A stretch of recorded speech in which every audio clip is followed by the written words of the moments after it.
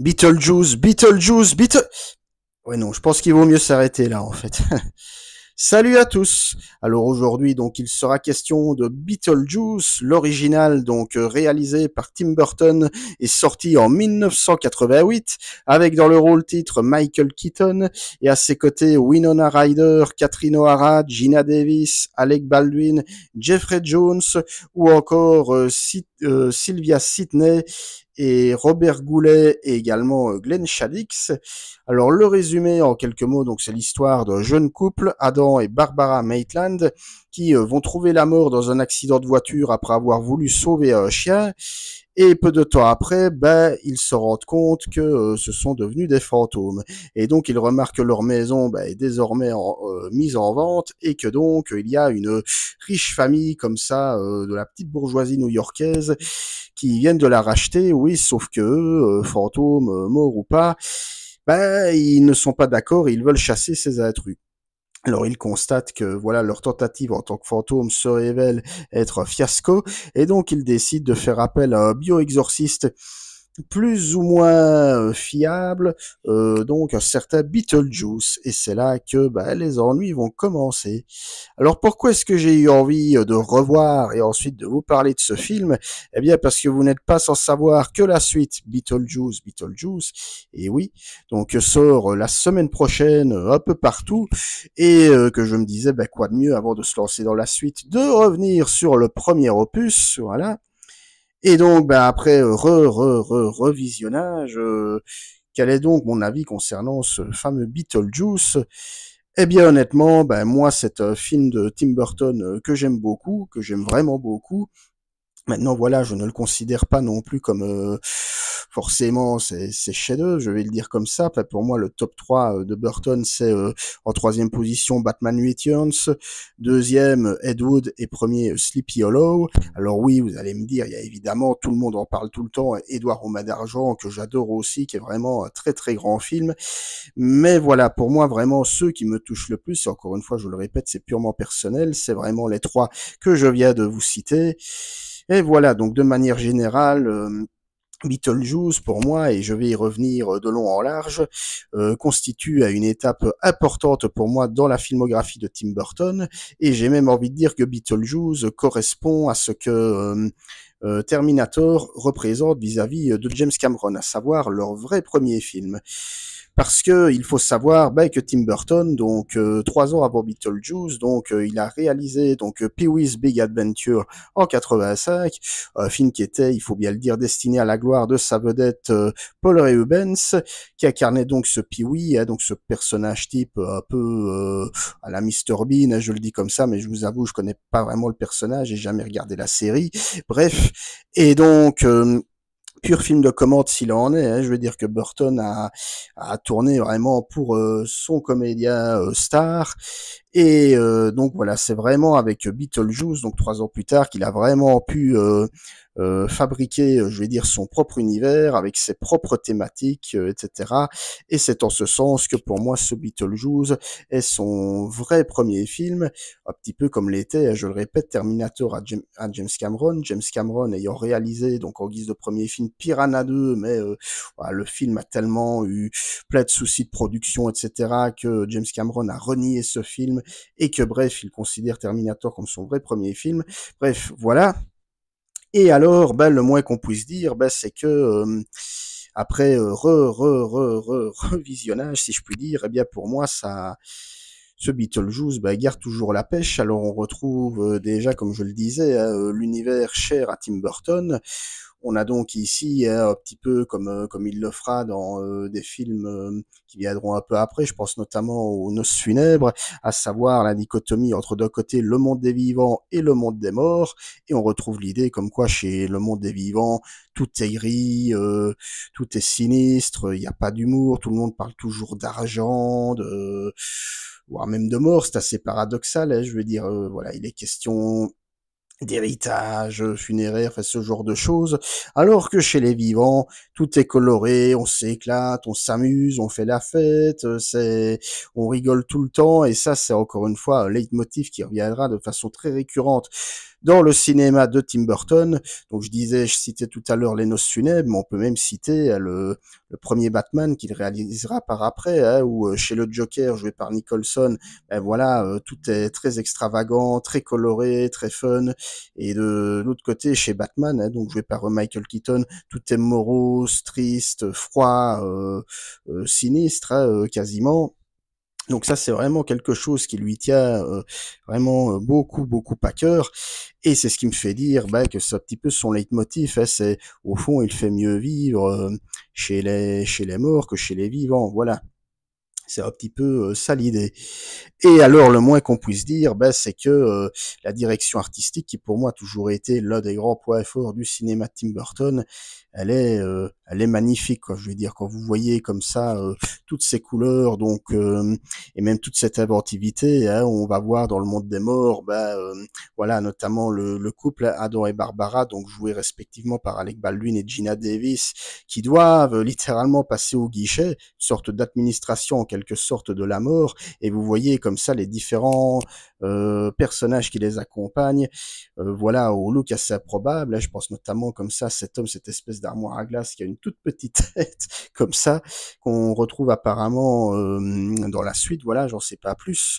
Et différents types de personnages comme ça, certains qui sont voilà mi-cadavre, mi-être vivant, enfin en pleine décomposition. Alors on pourrait se dire que c'est horrible, que c'est laid, sauf qu'en fait, bah, la sauce Tim Burton justement, c'est rendu très poétique et j'ai envie de dire très drôle parce que c'est ça aussi qui fait que Tim Burton au fond a toujours su s'adapter à tous les publics, hein, que ce soit les enfants, les adolescents ou même les cinéphiles, c'est que son univers en tout cas pour moi, n'a jamais été glauque. Voilà. C'est-à-dire que même quand il met en vedette littéralement des cadavres ou des squelettes, bah, il arrive, je vais dire, à rendre ça poétique. Voilà. Il n'y a rien de glauque ou de malaisance. Et il y a aussi, encore une fois, je le répète, hein, mais cette idée comme ça, cette dichotomie un peu osée, il faut bien le dire, que voilà, qu'on est toujours ravi quand on retourne chez les morts et on l'est moins quand on est chez les vivants. Voilà. Donc c'est vraiment quelque chose ben voilà qu'on retrouve déjà et je vais dire ici dans Beetlejuice, surtout que le film, je ne l'ai pas dit, mais lorgne vraiment du côté de la comédie horrifique. Alors ceci dit, oui, j'ai entendu dire déjà quelques fois que le film se rapprochait un peu du film d'horreur, voire même qu'il était un film d'horreur. J'ai envie de dire c'est pas vrai. De toute façon, pour moi, voilà, un film d'horreur, c'est peut-être un peu vite dit comme ça, mais c'est un film qui fait peur. Voilà, après pour moi, c'est un film qui doit jouer sur les nerfs, sur l'émotion, etc. Ici, ben, Beetlejuice fait pas peur. Alors oui, il y a des éléments comme ça, un petit peu horrifiques, un peu... ben, voilà, je pense pas que je le conseillerais à des tout jeunes enfants, par exemple, parce que oui, ils peuvent quand même facilement impressionner. Mais voilà, ce qui l'intéresse, c'est vraiment l'humour, le désordre. Et il y a aussi, je n'ai pas dit, mais ce côté sale gosse ben, je pense notamment à cette fameuse séquence, pour moi assez solide, de la mouche qui se fait littéralement dévorer comme ça par Beetlejuice, voilà. Ou même si on veut pousser un peu le bouchon un peu plus loin, ben, le fait que ben, Beetlejuice ait envie en quelque sorte, pour reprendre son expression, de se taper Lydia qui je le rappelle est une ado de 14 ans. Alors aujourd'hui, voilà, j'ai envie de dire ça ferait plus graisser des dents, mais encore une fois, c'est pour moi l'une des grandes forces du cinéma de Tim Burton, c'est qu'il ne sombre jamais, je vais dire, dans le glauque, il arrive toujours à rester comme ça, dans la limite, parce qu'il sait manier l'humour noir, il y a énormément d'humour noir dans Beetlejuice et également dans d'autres de ses films, hein, je pense notamment à Mars Attacks, aux Noces funèbres, même dans ses Batman, hein, je veux dire, il y a beaucoup d'humour noir, et que justement l'humour noir mêlé à la satire, parce que je ne l'ai pas encore dit, mais il y a également le côté satirique vis-à-vis de la société américaine qu'on retrouvera de manière plus dramatique dans Édouard aux mains d'argent. Je pense aussi un peu à Mars Attacks, à travers cette évocation du monde des vivants, ben, je le disais, hein, représenté notamment par le personnage d'Otto, qui est vraiment ce personnage comme ça qui peut se voir entre guillemets comme l'équivalent vivant de Beetlejuice, à savoir que une sorte aussi de bioexorciste qui est là pour prétendre chasser les esprits, chasser les fantômes, mais qui, comme ça, côté très véreux, très capitaliste, assez charlatan, hein, en quelque sorte, et on avait déjà un petit peu ce type de personnage dans Mars Attacks, donc qui était interprété par Jack Nicholson, qui joue à la fois le président des États-Unis et l'espèce de petit escroc de Las Vegas. Bon, voilà, c'est un petit peu tout ça. Et quelque part, aussi dans Édouard aux mains d'argent, hein, bon, j'ai plus vu le film depuis un moment, mais on a cette espèce aussi comme ça de diseuse de bonne aventure, hein, qui est là pour. Donc on sent que ça, Tim Burton, c'est quelque chose qui le marque profondément, hein, c'est-à-dire comment je vais dire, l'hypocrisie, voilà, de la société américaine bien pensante, hein, l'hypocrisie dissimulée derrière une forte dose de capitalisme, une envie clairement de se faire du fric, il n'y a pas d'autre mot. Tel est le but, voilà, du personnage d'Otto et aussi du personnage de la marâtre, hein, donc voilà, je retombe sur le nom à l'instant, donc Delia, donc jouée par Catherine O'Hara, qui est une femme, enfin je veux dire comme ça, très vénale. Voilà, donc ça, ce sont autant de leitmotifs qu'on retrouvera par la suite dans l'œuvre de Tim Burton, et c'est là que vraiment on sent qu'à travers ce premier vrai film, hein, je le répète, donc Beetlejuice, que Burton déjà, il impose sa patte, à la fois sa patte artistique, hein, comme je le disais, avec ce côté très kitsch, très coloré, très drôle, qu'on reconnaît vraiment à des kilomètres à la ronde, et également cette envie dénonciatrice de dénoncer vraiment le capitalisme à l'américaine, quoi, cette envie absolument de faire du pognon qu'on retrouve, même j'ai envie de dire, hein, encore une fois dans ces Batman, hein, je veux dire, hein, Joker, bon, je vais dire qu'il va profiter de la parade du millénaire de Gotham pour voilà, pour corrompre les citoyens en leur balançant littéralement de l'argent sur eux, et y compris même dans la suite et dans Batman Returns, à travers notamment Max Schreck qui veut faire élire le Paraguay en tant que maire pour justement se livrer à ces sombres desseins capitalistes. Donc vraiment, ça c'est l'un des thèmes, je le redis vraiment, de prédilection dans le cinéma de Tim Burton. Et, euh, et alors, au milieu de tout ça, et c'est ça que je trouve le film très intéressant, on a Beetlejuice, parce que oui, on n'en a pas encore vraiment parlé, mais Beetlejuice, voilà, qui à la fois sert d'élément perturbateur pour le monde des morts et pour le monde des vivants, parce qu'il faut savoir que donc, vous l'aurez compris, à Beetlejuice, qui est donc un mort-vivant, c'est un personnage, voilà, qui est grossier, vulgaire, misogyne, en fait, tout ce qu'on peut imaginer de pire chez un homme, qui déplaît tout autant aux morts qu'aux vivants, que par de son côté, voilà, escroc et salace. Et lui, dans tout ça, c'est vraiment le personnage, j'ai envie de dire, qui nous invite à un peu la part des choses, quoi, je vais dire. C'est-à-dire que d'un côté, bon, je vais dire, il chamboule le monde des morts, et d'un autre côté, il chamboule celui des vivants.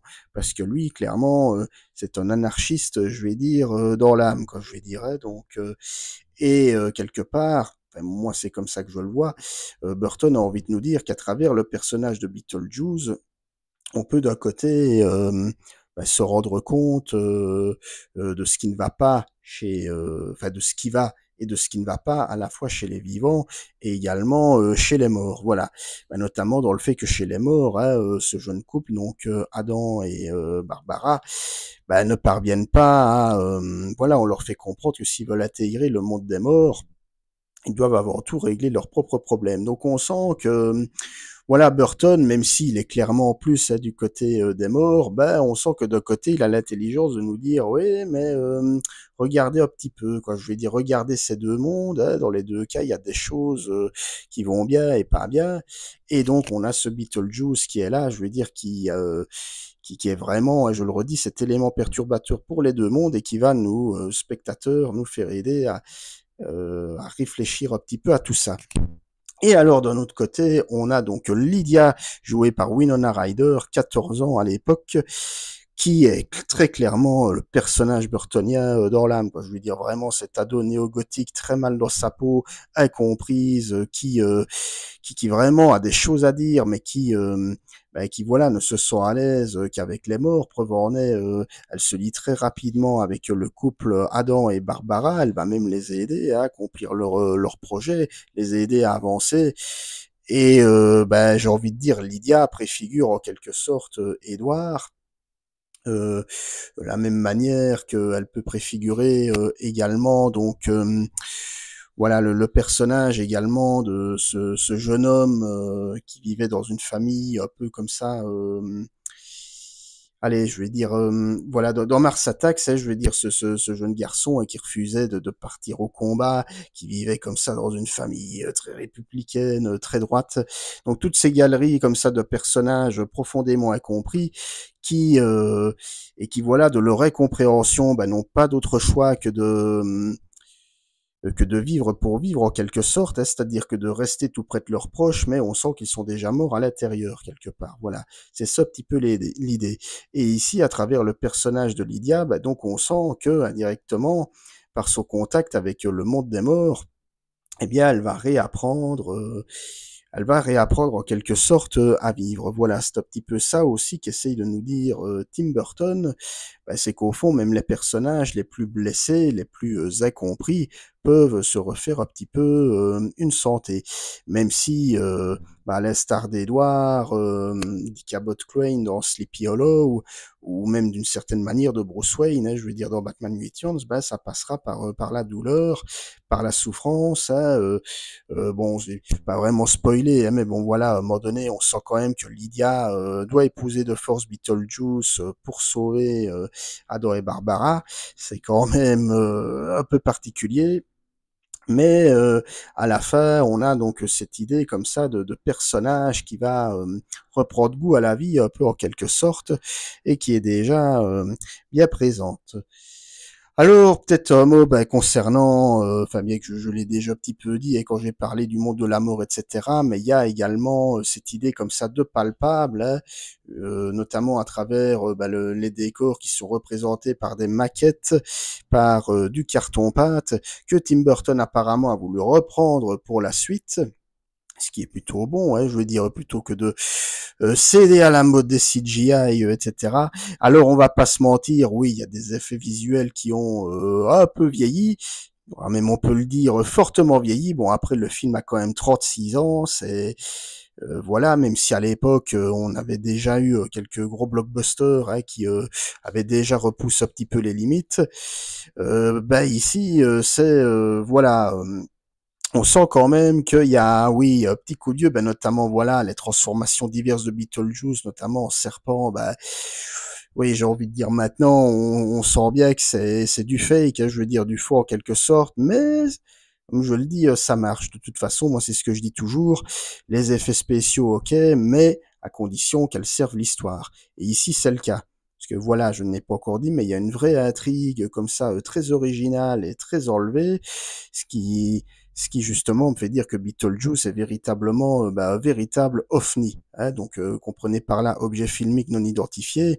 On a un scénario qui aurait très bien pu basculer hors de mauvaises mains, donc dans le nanar, on peut dire, voire même dans la débilité profonde. Mais ici, encore une fois, avec un réalisateur de la trempe comme Tim Burton qui arrive justement à insuffler originalité, humour, parce que je pense qu'il en fallait pour ce genre d'histoire de l'humour, et en même temps satire de la société américaine, on se trouve vraiment dans quelque chose d'unique, et même à la revoyure, moi voilà, j'ai revu le film pas plus tard que hier, mais je me dis, mais c'est vraiment un film pas comme les autres, quoi. Je veux dire, c'est vraiment. Alors après, j'ai envie de dire, bon, on verra bien ce que va donner la suite, mais je veux dire, pas que ça va être dur de faire mieux, mais voilà, quoi. On sent que bon, j'ai envie de dire, s'il en était resté à un seul film, pourquoi pas, même si l'idée de suite germait apparemment depuis déjà un petit temps, voilà. Mais en tout cas, bon, même si visuellement, oui, ça, je dirais pas que ça pique les yeux, mais je comprends qu'on puisse sentir parfois que même les maquettes, les cartons-pâtes, piquent un peu des yeux, etc., sont un petit peu trop voyantes. Moi, honnêtement, comme je dis, rien n'est gratuit, tout sert le propos du film, et ça me plaît encore bien. Alors, je ne l'ai pas encore dit, mais voilà, faut quand même en parler, Michael Keaton. Et oui, dans le rôle de Beetlejuice, Michael Keaton, qui en 1h30 de film n'apparaît que 20 minutes mises bout à bout. Et en plus, enfin, je veux dire, voilà, quand vous regardez les génériques, c'est même pas lui qui est mis en vedette. Hein. Je veux dire, les vedettes, c'est Alec Baldwin, Gina Davis, même Winona Ryder est avant lui. Et on sent que le personnage est très secondaire, mais je veux dire, Keaton, qui est d'une énergie dévastatrice, on va dire, qui, bon, on peut le dire, il cabotine, mais j'ai envie de dire oui, mais il cabotine parce qu'il doit cabotiner. Le personnage est tellement excentrique, tellement déjanté dans sa tête, j'ai même envie de dire que d'une certaine manière, on pourrait un peu le rapprocher du Joker version Nicholson dans le premier Batman de Burton. Hein, je veux dire, on retrouve un peu déjà cette idée comme ça, à la fois un peu obsédé sexuellement, hein, voilà. Hein, le Joker et Vicky Vale, voilà. Et l'idée aussi, quelque part, d'artiste incompris. Voilà. Et alors Keaton, vraiment, il s'en donne à cœur joie, quoi. Il en fait des tonnes, il grimace, il ricane, il sort tout ce qui lui passe par la tête. Alors, je sais pas trop s'il a dû improviser ou pas, mais en tout cas, ça sent que il prend énormément de plaisir à camper ce personnage. Et reste à savoir maintenant, encore une fois, je reviens là-dessus, mais ce que ça va donner dans la suite, hein, même si Michael Keaton avait avoué même des années avant, qu'il souhaiterait vraiment pouvoir rejouer le personnage. Voilà. J'ai envie de dire que peut-être la seule ombre au tableau en termes d'interprétation, ça viendrait peut-être d'Alec Baldwin. Ou d'ailleurs, apparemment, ça a été assez houleux entre lui et Tim Burton, notamment que par le fait que, à cette époque-là, fait des années 80, Alec Baldwin était une star montante, hein, il faisait partie de ces jeunes loups d'Hollywood qui commençaient à grimper, et que donc lui, il voyait le film un peu comme une comédie comme ça, un petit peu à deux balles, un peu voilà, qui sortait un petit peu de nulle part. Apparemment, il ne comprenait pas non plus toujours les intentions véritables de Tim Burton, qui, je le répète, n'en est encore qu'à son deuxième film. Donc voilà, apparemment, ça s'est pas toujours très bien passé entre Burton et Baldwin. Et j'ai envie de dire, on sent que, voilà, alors après vous me direz c'est volontaire, hein, Adam et Barbara sont des personnages lisses, mais voilà, je trouve que le personnage, on sent qu'il est, voilà, il est très lisse, il est très page blanche, même j'ai envie de dire, hein, on sent qu'il est pas spécialement motivé par son personnage. Où on a quand même Gina Davis qui justement, elle est présente, je vais dire, aimant dans son rôle, voilà, qu'il y a des choses à défendre, et ça, on sent que j'irai pas jusqu'à crier à l'erreur de casting, mais que je me dis, s'il avait pris un autre acteur un peu plus proche de son style, je pense à Willem Dafoe, qu'on retrouvera, oui, encore une fois, plus tard dans la suite, peut-être que ça aurait donné autre chose, voilà. Mais mis à part ça, Winona Ryder, hein, dont c'est, si je dis pas de bêtises, en tout cas le premier grand rôle à l'écran, qui retrouvera Tim Burton 3 ans après dans Édouard aux mains d'argent. Puis vous connaissez la suite, hein, c'est même si elle a une carrière est quand même un petit peu, je vais dire, en dents de scie. Vraiment, elle crève l'écran, quoi. Je veux dire, hein, on a deux néo-gothiques comme ça, plus vrai que nature. On sent qu'elle est très, à la fois, elle arrive à rendre son personnage comme ça tragique, mélancolique, mais jamais ennuyante, quoi. Je veux dire, voilà, c'est pas Zendaya, quoi. Je veux dire. Non pas que voilà, hein, Zendaya en mode je suis la fille rebelle, je m'affirme, regarde, et en même temps voilà, c'est la fille rebelle. Bon, voilà, j'ai envie de dire, Lydia, quelque part, c'est la fille rebelle. C'est la fille rebelle avec qui on a envie de rester. Je veux dire, c'est pas la fille rebelle à qui on a envie de mettre des tartes, quoi. Je veux dire, mettre des tartes en mode bouge-toi le tut et ferme ta tute. Bref, vous l'aurez compris, voilà, c'est un petit peu ce que je ressens. Donc voilà en gros mon avis sur Beetlejuice. Voilà, donc pour moi, premier grand film de Tim Burton. Je dirais un peu première claque en gros, même si pour moi c'est pas encore mon Burton préféré, mais vraiment pour moi c'est son premier coup de génie, et qu'il confirmera d'ailleurs par la suite, même si bon, Tim Burton fait partie de mes réalisateurs préférés, et que même ses films, j'ai envie de dire les moins bons, hein, j'y trouve quand même des choses un petit peu à défendre. Peut-être que j'y reviendrai dans une prochaine vidéo. Mais en tout cas, voilà, si vous ne l'avez pas vu, j'ai envie de dire, jetez-vous dessus, hein, c'est un petit classique, j'ai envie de dire, je pense que vous y gagnerez au change. Voilà, voilà. Alors, si vous avez aimé cette vidéo, ben, comme d'habitude, n'hésitez pas à la liker, à la partager, à me dire dans les commentaires ce que vous pensez de ce premier Beetlejuice, si vous êtes impatient ou pas de découvrir la suite. Moi, personnellement, je suis pas forcément impatient, mais voilà, je vais le voir parce que j'ai envie de retrouver un peu cet univers, voilà. Et comme d'habitude, n'hésitez pas à me suivre sur X, Facebook, Captain Watch désormais, Instagram, faites tout ce que vous voulez.